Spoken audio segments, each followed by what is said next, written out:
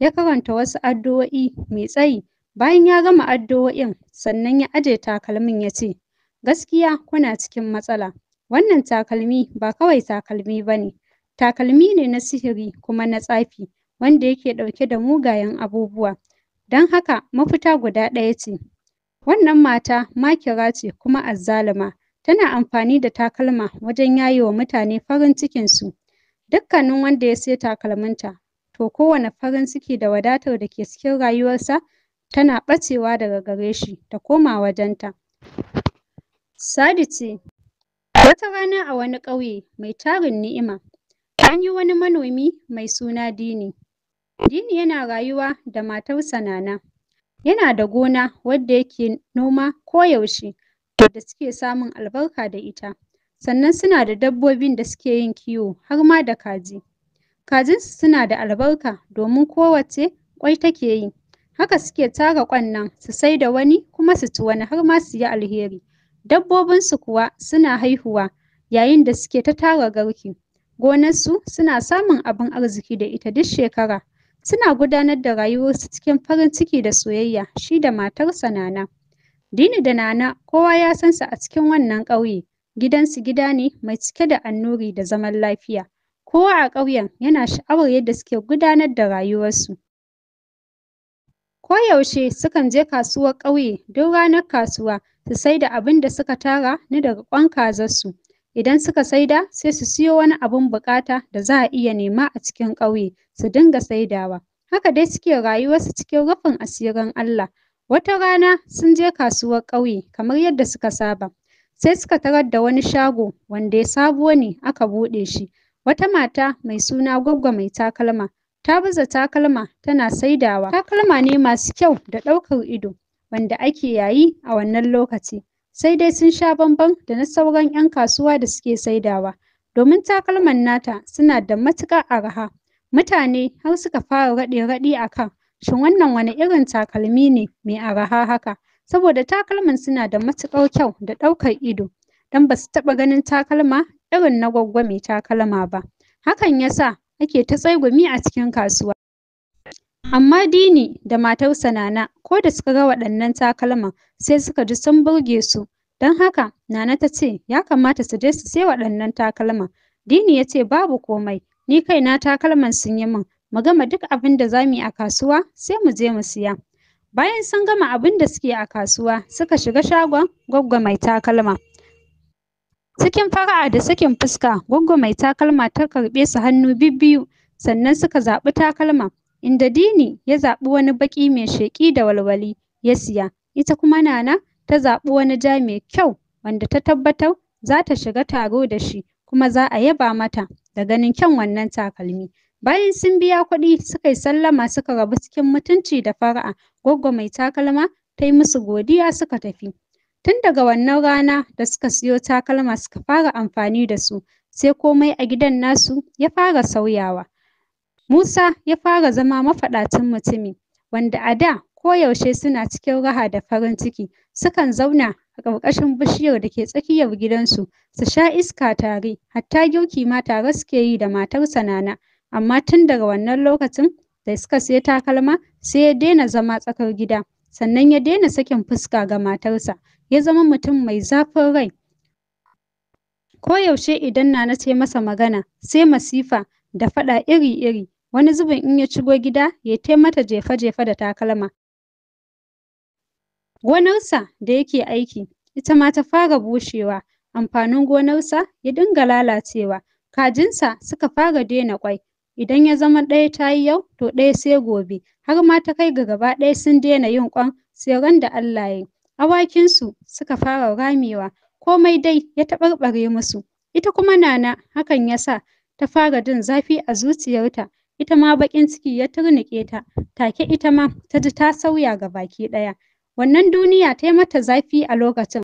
Amma Dini koyaushe yana ɗaki bai damu da al'amarin matarsa Nana ba. Don haka ba ruwan shi da rarrashinta ko ya san damuwarta. Kowa tashi ta fushe shi, haka suka koma yin rayuwa a wannan gida. Don ko abinci ta yi ba lallai ya ci ba. Ta rasa me ke damunsa kamar yadda ta rasa me yake damunta. Ku ci gaba da danna mun subscribe da alamar ƙararrawa a Voice of Sadi domin samun daɗaɗɗen labarai na da zarar na ɗora. Ku min sharing da comment da kuma like, don hakan shi yake ƙara min ƙwarin gwiwa wajen kawo muku daɗaɗɗen labarai na.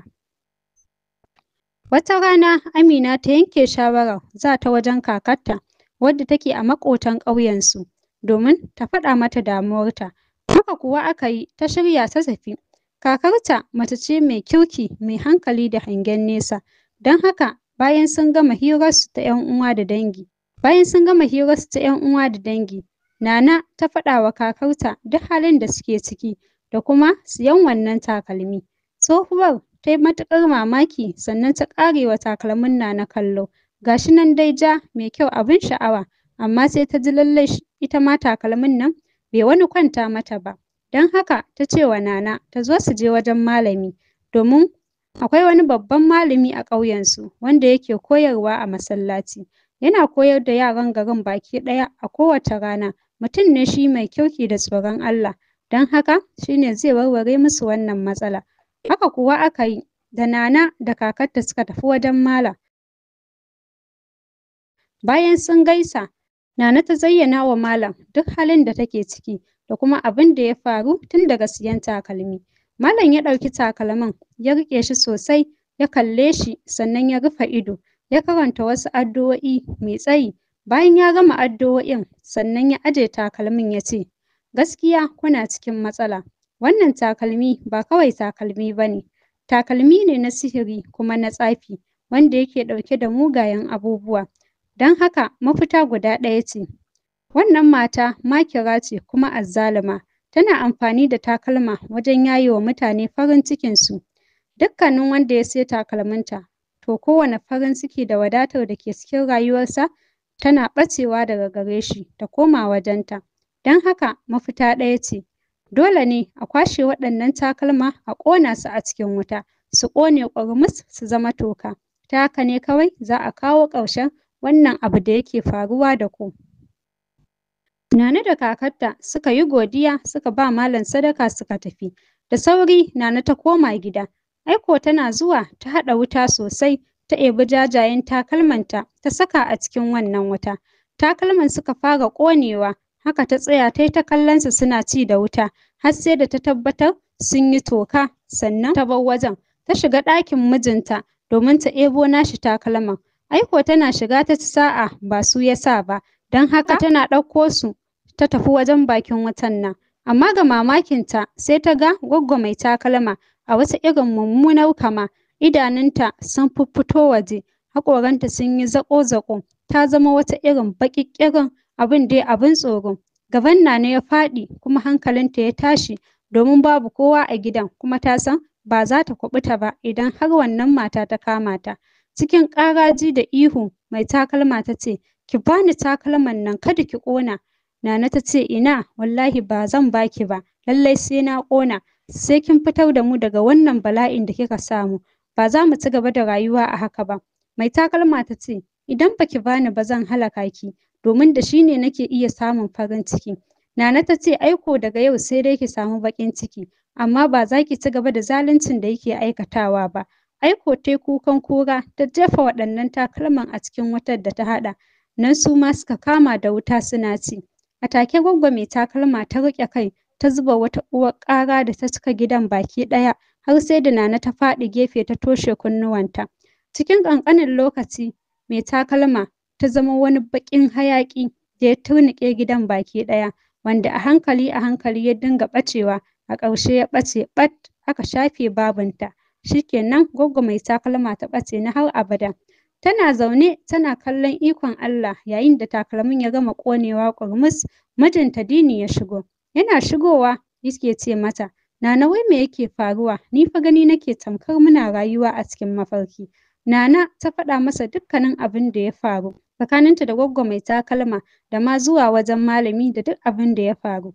Ya yi farin ciki sosai kuma suka gode wa Allah, suka ci gaba da rayuwarsu. Aiko tun daga nan arzikinsu ya fara dawowa, kajinsu suka ci gaba da ƙwai, gonarsu ma ta dawo ta ci gaba da yadda take a da, suka ci gaba da farin ciki da rayuwa cikin 'yanci.